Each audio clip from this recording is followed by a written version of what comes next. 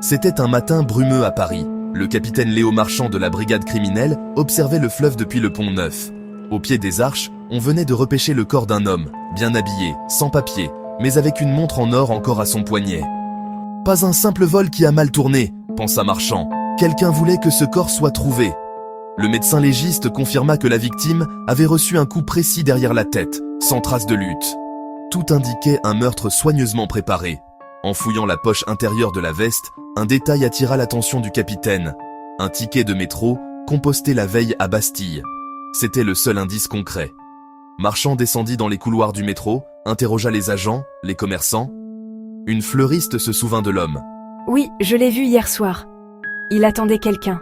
Une femme blonde, manteau rouge.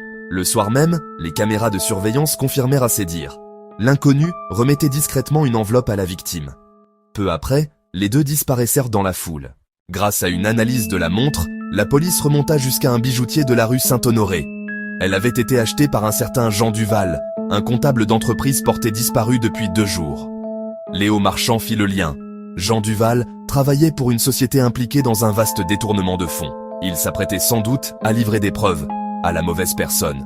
2 jours plus tard, l'équipe localisa la femme au manteau rouge dans un hôtel discret du Marais.